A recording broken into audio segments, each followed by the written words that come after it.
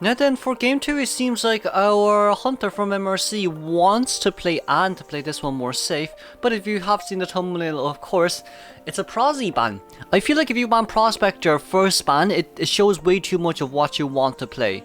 Which is why I don't think that's a great idea, considering that Shelton's hunter pool is pretty darn big as well.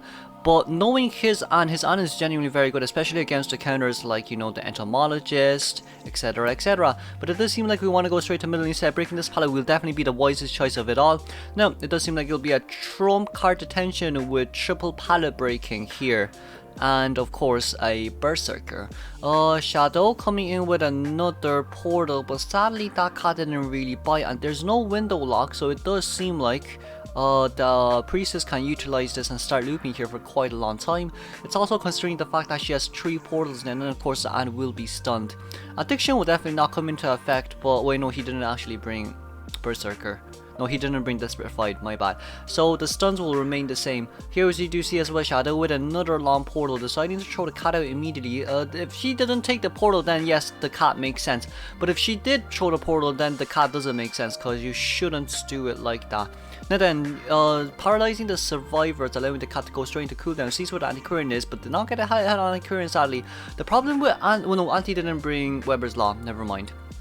Anti didn't bring Weber's Law. But chasing after Anti-Current here, you'll have to be very careful, because Anti-Current's range is pretty darn big. So even if you do manage to jump here, Anti-Current can still disarm you. That's a very nice disarm. And good news, Anti-Current does not have flywheel, but it does seem like we'll be taking the portal right here. Okay, tries to bait out the flywheel.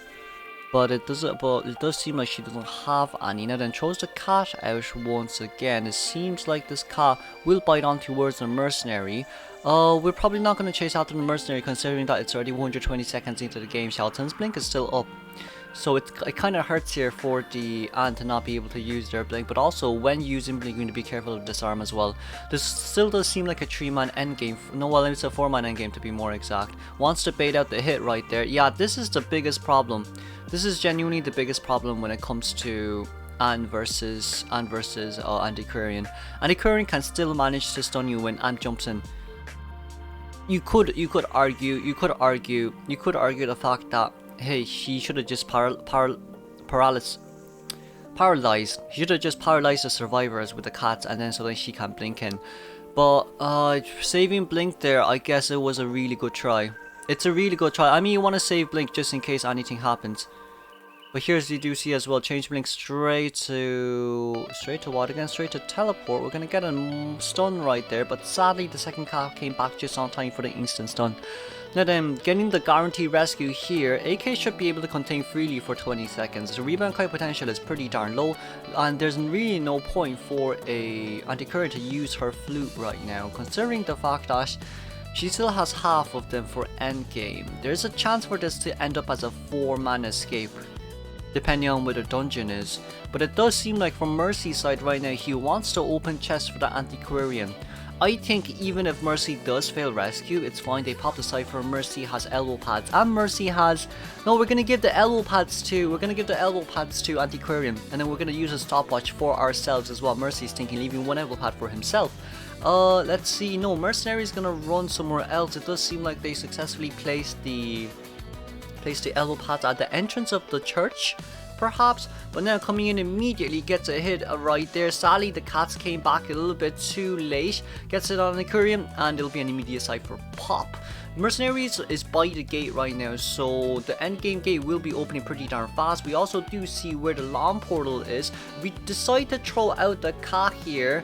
It's a wise choice, but it's also not the best choice, because if you do decide to throw out the cat there, then it simply means that AK can just take the long portal, so then you can't go straight towards the other side while Priestess is there. But it does seem like Mercenary will be getting hit right there, and the exit gate is open. Here comes in with a stopwatch, but of course a stopwatch may not be enough, but it is enough for the survivors to maybe get a 4-man endgame.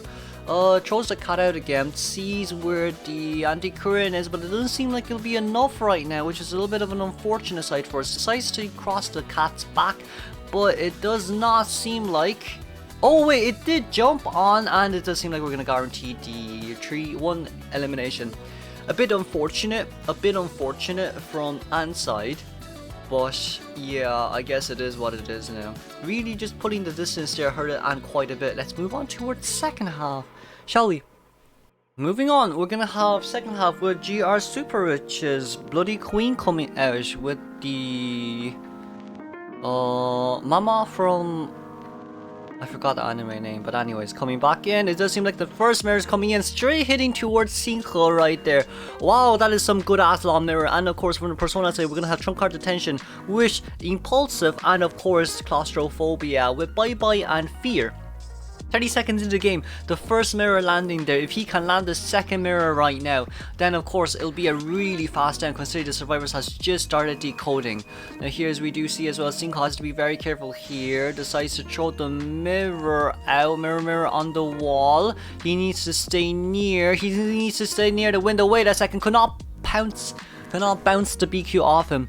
The problem there was it's probably better for Cinco to stay near the window, just so the moment that Super Rich changes, he can immediately vault over the window and then basically stun the BQ and then force the blink out. Maybe that definitely would be the wisest choice. But with a 3-man escape from GR side, Super Rich only needs a tie. Throws out the mirror right here. Seems like there's no targets nearby. We do see Entomologist and the barmaid wants to come to rescue, so there's only one survivor who's currently decoding right now. This is gonna hurt a lot considering it's only 60 seconds into the game. Blink has not even been used yet, and now we're gonna allow a barmaid with no tie to come in to rescue. But of course, barmaid definitely wants to give the doubling right here. Gets the hit on barmaid. Barmaid with a doubling. Barmaid came in with a doubling, but that's okay. Mirror still on cooldown. There's 3 seconds until mirror cooldown. Barmaid has to body block this. Barmaid did not body block this, but also Prospector had Flywheel, and Flywheel did not come out. Then it decides to change immediately right here. Cheers the Prospector, and the one cipher hasn't been done yet. Well, they've barely just finished at 97% cipher.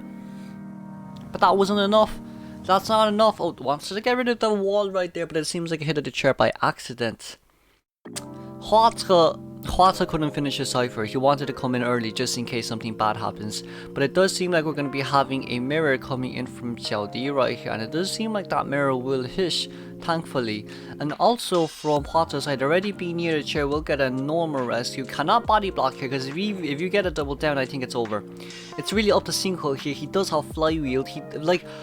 The only combo I can think of right now really is when the mirror comes out, you throw a magnet down and then BQ takes the magnet and then you fly with the magnet and push her back.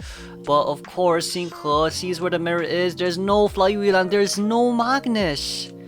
Oh no, that's gonna hurt quite a bit. We do see that the first officer is currently healing barmaid in the middle. It seems like they want to aim for a 3-man endgame right now.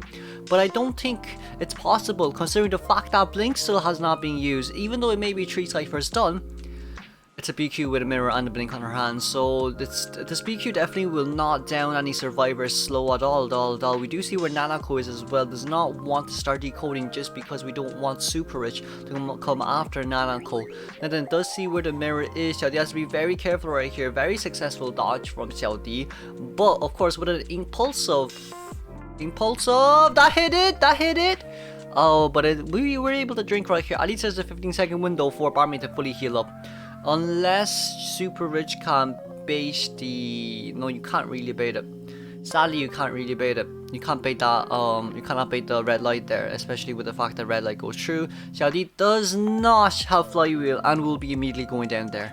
It wasn't enough, sadly. It really wasn't enough. We do see that there's currently the last 2 cipher are being decoded.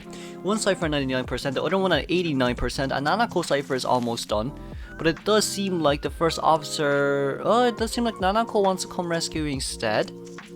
First officer, Hwata went back to the cipher after leaving it. So it does seem like we decide that first officer is going to go rescue instead. Nanako wants to come in as well. They need to allow this barmaid to rebound kite, or even just fail one of BQ's mirror and then force the blink out or something. But if it's going to be an after half rescue, then I think it's over. BQ still has a blink. BQ changed to abnormal. Oh, this is despair. Hwata, be careful. Didn't get the hit, thankfully, on the mirror. We do see as well Nanako is coming in. It's currently after half right now, but a cipher machine just has been kicked by the BQ, and that cipher was at 99%, which hurts even more. We do see where Nanako is. Nanako one coming for the rescue. Didn't get the rescue out just yet because he wants to bait it out. Now that needs a body block. Didn't really get the hit right there from Super Rich. Then here's Impulsive coming in. Didn't get hit once again, just barely by the corner. But of course, Nanako didn't really reach towards the big the barmaid. Barmaid down right here. Barmaid will be returning to the mainer. It does seem like we want to get a hit on Nanako right now. Nanako decides to change immediately and will be an immediate mirror hit. No, it will not be. It will be an immediate flywheel, and of course getting the bees back. 20 seconds onto the bees right now. It does seem like Watts was about to finish that cipher, but there's another cipher at 50%. Maybe there's a chance for a one-man escape if that normal did not come out. But of course, the entomologist here has to be very careful with how she plays, because what we want to see here is a really good kite from the entomologist from a BQ. But it does seem like the entomologist only has one bee left. Well, I mean one hit before the bees are gone. Let's see here. Super Rich gets a hit on the bees. There goes the bee. Here comes the mirror on the wall. I don't need it. I've Impulsive, and that's all. And the mirror's gonna come out now. Oh no, the mirror coming out. That's okay. We did not get a hit on Nanako just yet, but it seems like we want to change. Oh, he thought that Mirage was over the wall. That's why he changed, so that he can walk back and hit the mirror image of Nanako. But it doesn't seem like that'll be possible anymore. Now then, let's see here. Nanako trying to contain for as long as possible, but like, First Officer just decided to open a new cipher because it's too dangerous to open the one near Nanako, which is understandable. But it does seem like we'll get an immediate hit down here. And Huato has two more stopwatches, but you need to contain. You're only at half health. You got one mirror down on the BQ right here. Can you survive for 60 seconds? GR just wants to guarantee the 3-man elimination right now because they are currently at a huge advantage. But of course, the 4-man elimination will definitely come in as well. Now then, Super Rich, will you be able to find where Huato is the real question right now. It's a bit unfortunate that Adondong is not playing anymore. I think Adondong went back to coach.